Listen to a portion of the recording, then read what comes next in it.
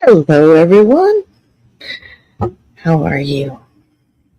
Welcome back. And if you're new to the channel, welcome. My name is Darlene, and I am an estranged mom and an alienated grandmother. Sucks to say it, but it is what it is. And I have to learn to live. So I'm trying. Before we get started, though, don't forget if you like this content and hit the notification bell if you want to know when I'm going live. I typically go live every day at 11 a.m. Central Time. And if you want to get notified of it, click the little bell and it'll tell you. If you want to join me as random or watch the non-streaming content because it's posted after it's been streamed live, you can just subscribe to the channel. If you have any questions, add them to the comments and I will read them and respond to them as I'm able. And so that other people see my content, hit the thumbs up if you like it. If you don't like it, send me a message. Tell me why you don't like it. Because why wreck the channel if most people like it and you don't? I understand and I take constructive criticism well. So, also, if you are looking for particular content, you want me to talk about a specific subject, put that in the comments too, and I'll add it to my list. I have a list on my Facebook page. There is an agenda. And like I said, I go live every day at 11 Central. However, when I have a special guest, there might be some time changes because of their location and their availability. So keep that in mind and watch for when the live stream is going to happen. But today we are talking about guilt. Now, my mother was famously known for guilt trips.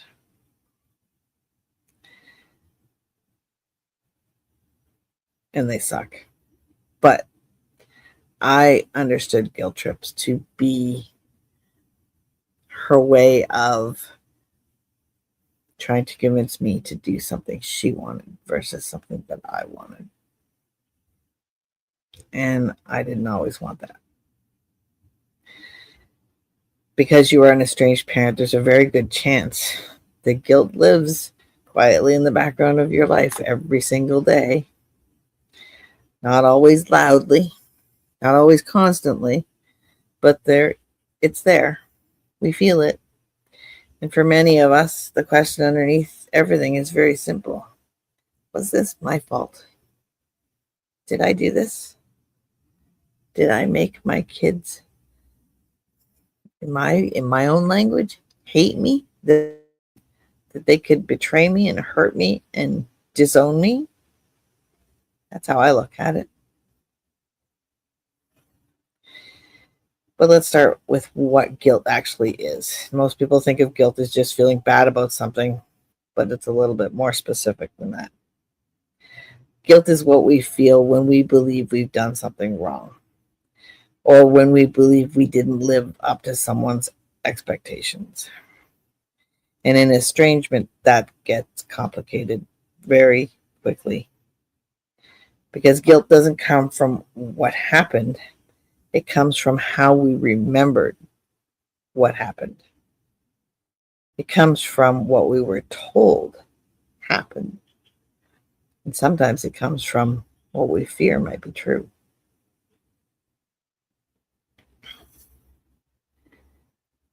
The guilt estranged parents carry. It's one thing I see over and over again. Estranged parents often carry far more than belongs to them. They carry responsibility for conversations that they don't fully remember. For moments they replay over and over in their heads. For things they once said and for things they never even knew was happening. You replay a conversation from 10 years ago. Do you think you remember every single detail of it? I know I don't. You think about a decision you made when they were teenagers. I got a few of those, and I don't necessarily feel guilty about the ones that are coming to mind, but I knew they were the wrong decisions. And it was the circumstances that made them the wrong decisions. It wasn't a poor decision made based on affecting. How do I explain that? Let me just explain it. We bought a house, and we bought a house with their school that they were going to be going to right around the corner. Perfect. They can walk to school. No more buses. The thing that I didn't think about is my kids went to a French immersion school. And the school that they would be walking to was 98% bussed in. So their friends weren't on the street that we lived on. Their friends were scattered throughout the vicinity. So in order for them to hang out with their friends, the chauffeur put my hat on, had to drive them. So when I say it was a bad decision, it wasn't necessarily a decision that I made that affected them badly. It actually affected me badly. It didn't give them the life that I thought I was giving them. But they were my main concern. You wonder if that one moment changed everything. You know what? Maybe it did. And over time, guilt becomes less about one event and more about your identity.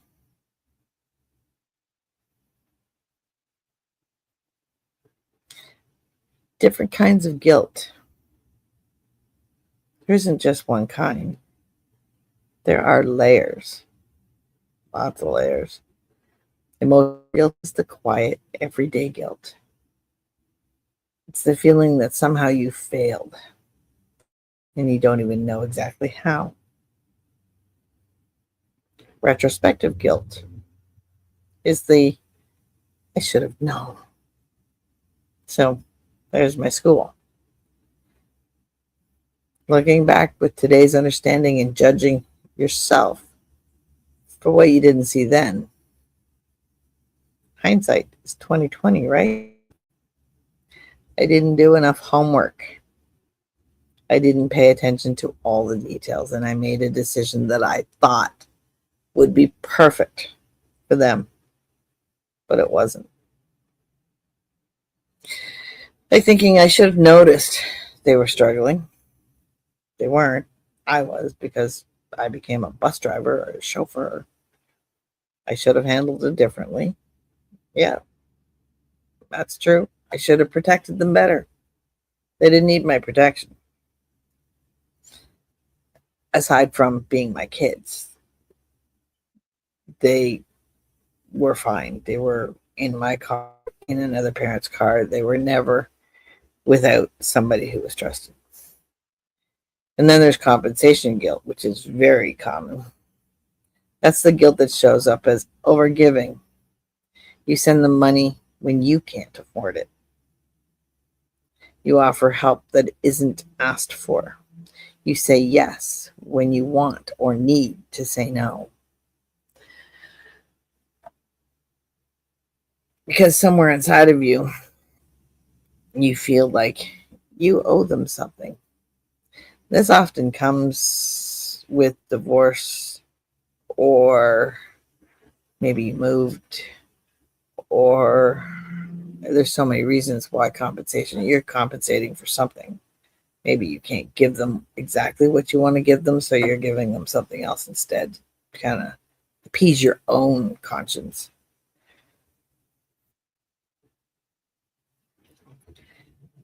Culture has shaped this. Part of this comes from how we were raised to see parenting,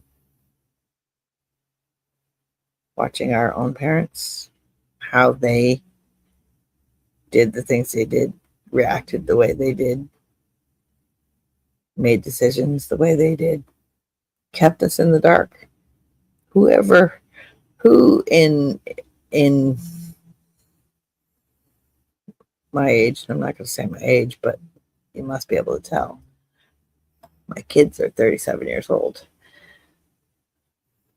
So when I was a kid, who ever heard their parents talking about money, about the budget, about how much this costs, how much that costs, how they can't do this or they can't do that? That was never something that we saw. And think about today. How many of our kids are involved in those discussions? Is that good? It teaches them about budgeting. It teaches them about good things and bad things around financials. But shouldn't they just be kids?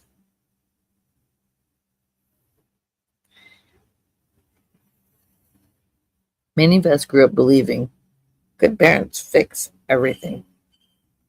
Good parents sacrifice everything. And good parents don't make mistakes. As a child, I look back being a child to my parents. They didn't fix everything.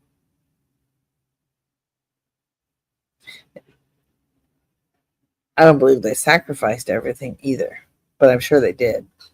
But from my perspective and what I would have known, I don't see sacrifice. And mistakes, I don't know that either. They didn't tell us. Do you tell your kids when you make a mistake? So when estrangement happens, the conclusion feels automatic. If this happened, I must have done something wrong. Now, I beat myself over the head with this because I look back on a lifetime of memories, vacations, Christmases, holidays, so many events. Did I have rules? Of course I did. Here in my house, they're my rules. Means no jumping on the furniture. If you're inviting somebody over, ask. Doesn't mean it's going to be a no, but it's respect. So I don't think I was a strict mom, but I don't think I was a everything goes kind of mom. So did I do something wrong? Yeah, I think I did something wrong. Did my kids get a smack on the ass? You're right, they did. Did I embarrass them in front of adults? No. I had conversations with them on their own.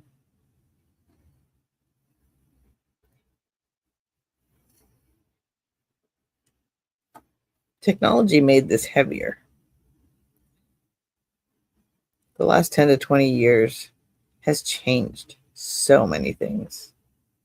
We live in a world now where you can reread messages over and over. You can analyze tone, punctuation, timing. You can compare your family to everyone else online. I know I don't do that. I can scroll through Facebook, which I actually don't anymore, but I used to, and see friends of mine with pictures of their kids and hugging them and loving them and showing how much appreciation, especially on birthdays, especially on Mother's Day. And all that ever did was made me more sad because I didn't get that. That fuels the guilt.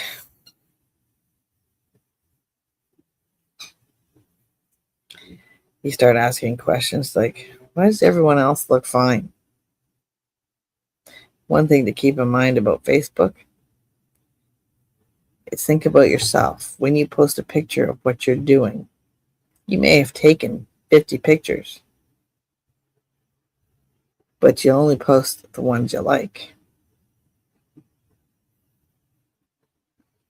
So to the world, they're only seeing the ones that you want them to see.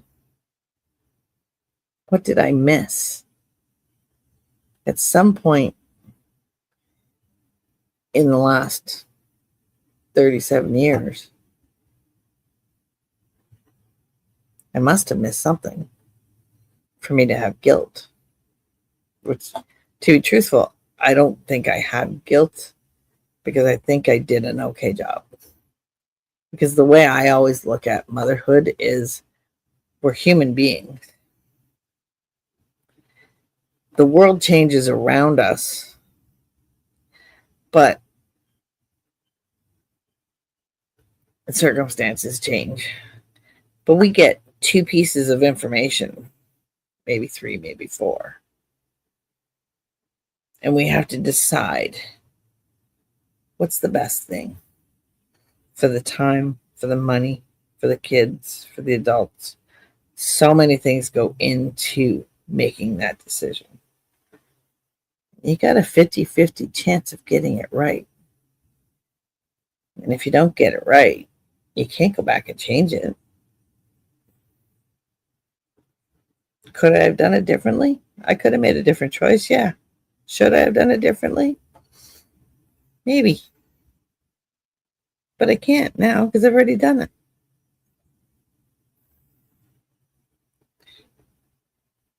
Tell you something honestly. And you know what? It's funny because I've got a script here on the side of StreamYard that is telling me the points that I need to make. And when it says, I'll tell you something honestly, the one of my things that I always think about is if somebody says, I'm going to be honest with you, the hair on the back of my neck stands up because why do you need to tell me? So I'm going to tell you a story. It's a true story. I am going to be honest, but I don't think I need to tell you that. There are nights when I still replay conversations in my head.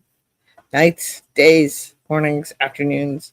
I'm a night owl and I'm an early morning. So I get maybe 4 or 5 hours sleep, if that. I think about moments I wish I had handled things differently. I think about words I wish I had chosen more carefully. You've heard that saying. Oh, it was just on the tip of my tongue, and it has to do with the tongue. Words that come off the tongue are sharper. Oh, if anybody knows the one I'm thinking of, put it in the comments so that I can remember it. The words spoken can't be taken back. Once they leave your mouth, they're gone. You know what? We all say things that we regret.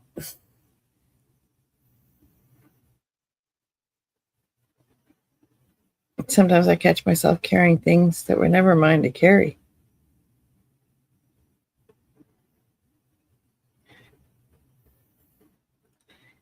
And I know many of you probably do the same.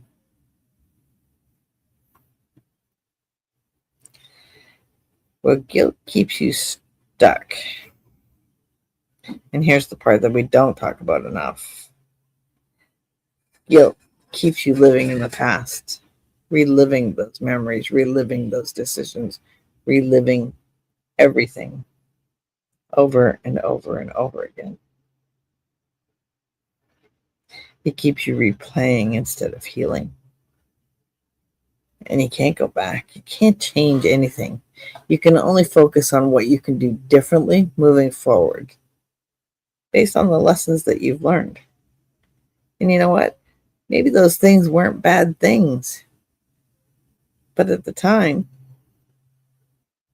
not everybody agrees. There's 5 of me in my family, 2 brothers, 2 sisters. I'm the baby. I've got one brother, one sister. Can't stand my mom. Both my parents are gone. One brother, one sister who idolize my dad. I'm center. Love them both.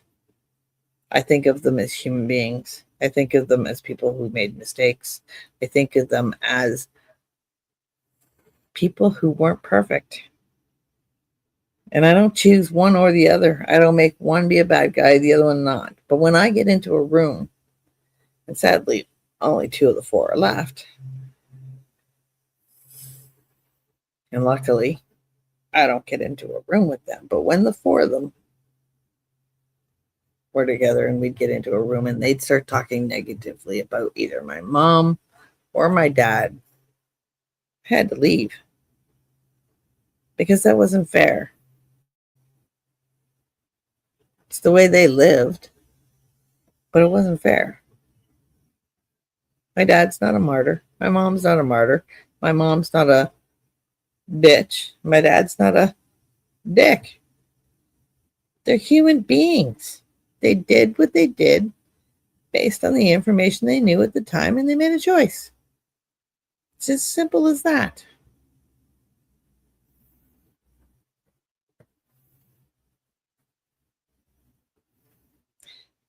If you keep analyzing the past, you're not looking at the future. And it keeps you stuck in a story where you're is the problem in your head because the kids didn't do it. They couldn't have. They were perfect.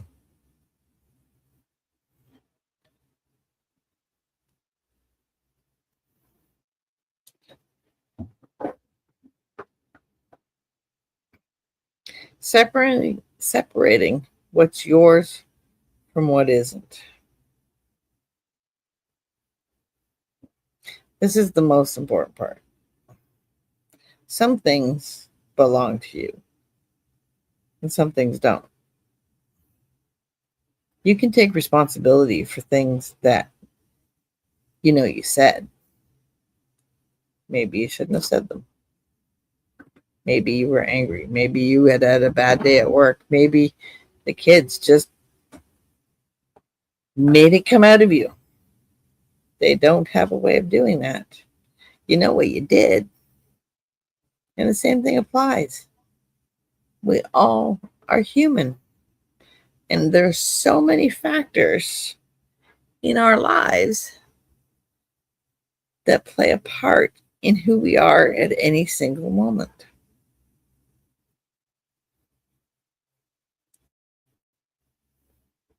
The ways you would do things different. If I could go back and do things differently, I would have went to university right after high school and I would have got my law degree. That was the plan. Instead, I got married at 19 years old, 2 kids by the time I was 23. That I would do differently. But anything to do with the kids and how I raised them and how I taught them manners, I taught them how to walk, talk, all the things that I gave them. They have manners. I have mothers who call me and tell me, your kids are so nice. And I'm like, are you talking about my kids? And yeah, they are, because I raised excellent kids, adults. They've got manners. They're respectful of other people. They treat other people with kindness and compassion. Everyone but me.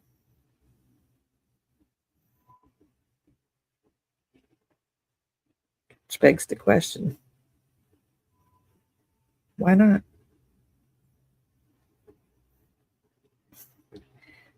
You cannot take responsibility for another adult's choices.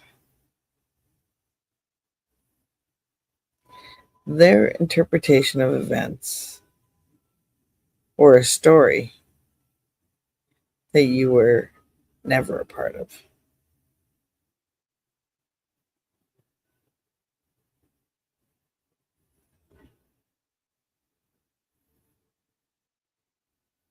I've heard my kids talk about situations that they have a completely different memory than I do.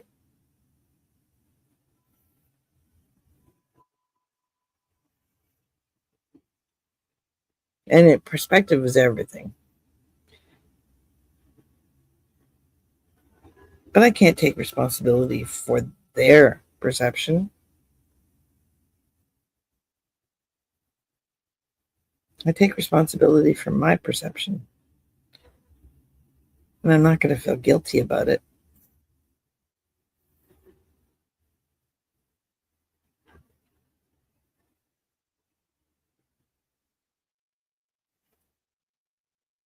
If you're here live, let's pause for a second. First of all, in the comments, tell me where you're calling from, where you're listening from, calling from. Where are you listening from?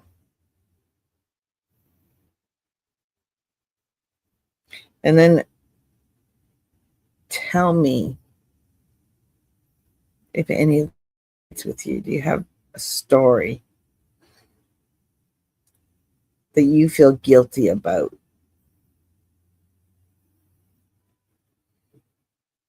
And you're not sure if you should or shouldn't.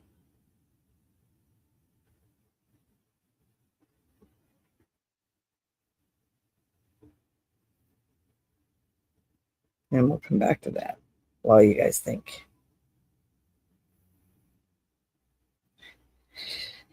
Letting go of guilt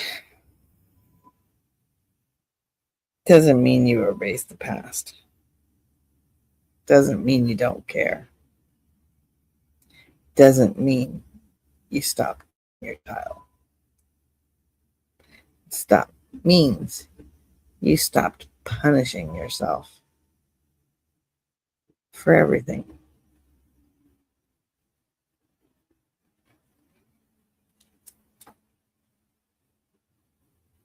We did the best that we could. There was a book, Dr. Spock, little, it was like a paperback. I remember having that book, and now they have the what to expect when you're expecting, and they also have apps. My daughter-in-law had a baby, wasn't my grandchild, and she had an app on her phone, and I laughed when I saw this because it would ding when she needed to change the baby's pants. It would ding when she needed to feed him, which is changing the whole narrative of communication, because it means I don't have to cry because I'm hungry, which is what babies do.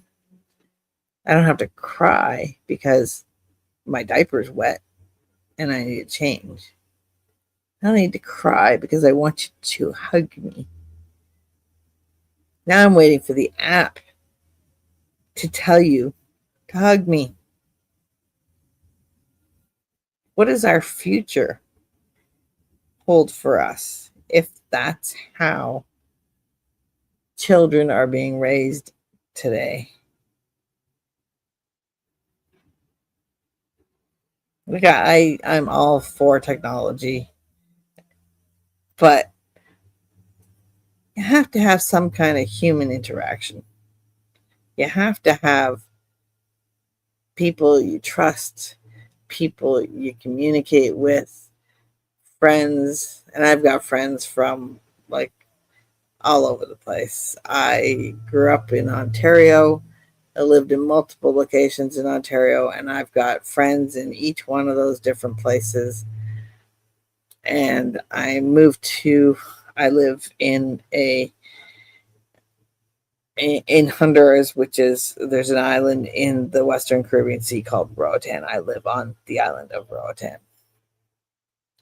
And I have friends here. So I have an abundance of friends that if I need to communicate with somebody, tell somebody I need a hug, except for my husband. I don't tell him, he just does it. But if I'm upset and I need a hug or I need somebody to make me feel better, they're there.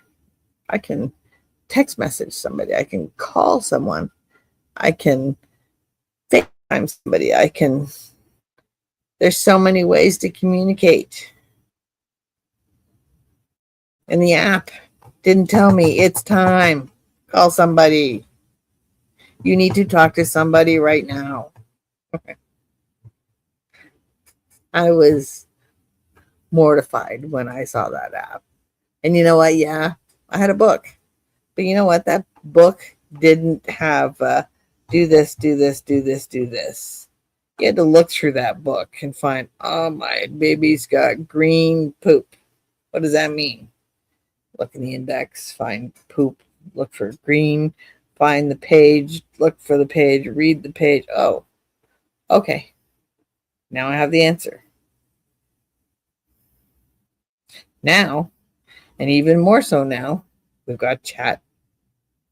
We've got AI. So we've got medical advice, which they say is not medical advice, but if you have a little bit of information, right? What do I do if my kid's running a fever of 104? I remember spending hours in a hospital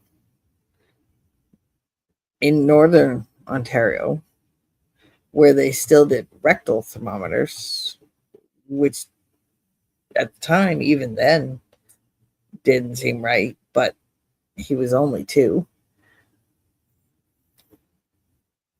And I think we were there for 4 or 5 hours to find out that he's getting teeth. Give him some, wasn't or Tylenol. It was some kind of baby pain reliever. Had a little dauber at the top. So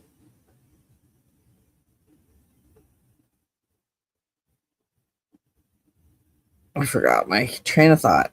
And it's getting hot here today. If you've been asking yourself, was it all my fault? No. I hope you see this conversation a little more clearly. I hope you realize that fault is not theirs and fault is not ours. We lived a life. We had good days. We had bad days. We had good conversations. We had bad conversations. Could we have handled any situation any differently? Probably. Was there an app telling us how to do it? No. Everything happened in the moment.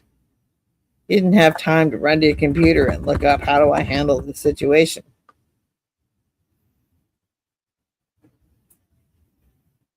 But taking a step back is always a good thing.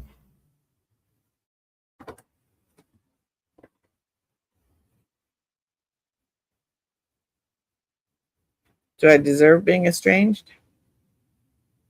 There's reasons for it. And it's not because I did anything wrong.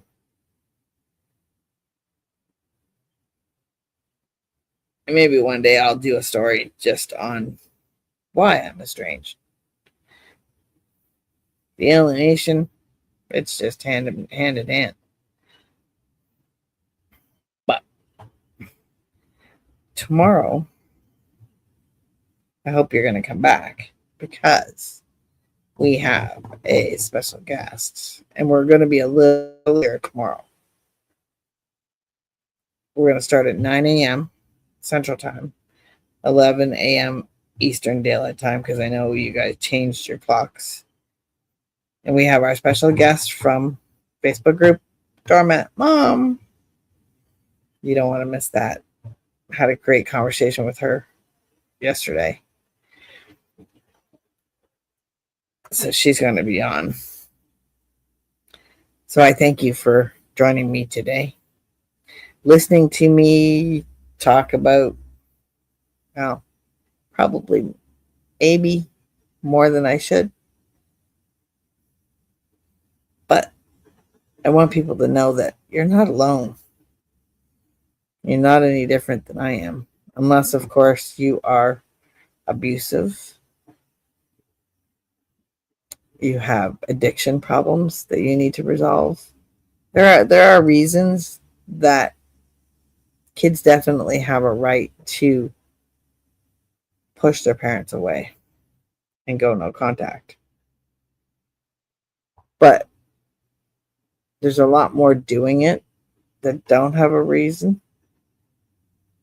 In fact, I think those that should are more likely to not because they want to help. They want to make sure that nothing happens to their mom or their dad.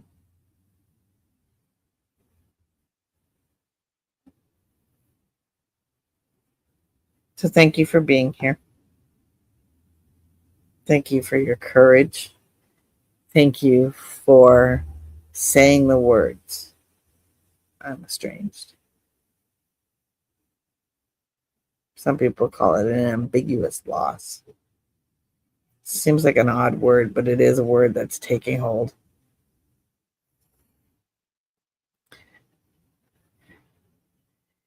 It's grief. It's major grief. And if you haven't gone through all the stages of grief yet, you're still going through them. You'll know when you're out. I know I'm still going through them. I made the mistake of yesterday sending a message to my oldest son, telling him that I missed him and that I loved him and that I hoped he was okay. No response. I actually broke a promise to myself by doing that because I said I wasn't going to. So I was disappointed that I did. But I can't change it. It's in the past. It already sent. So don't forget, tomorrow, 9 a.m. Central, 11 a.m. Eastern. Let's welcome in Doormat Mom and learn how Doormat Mom created this incredible Facebook channel that is growing rapidly because the number of estranged parents is growing equally as rapidly. And I hope you know you're not alone. And I'll see you next time.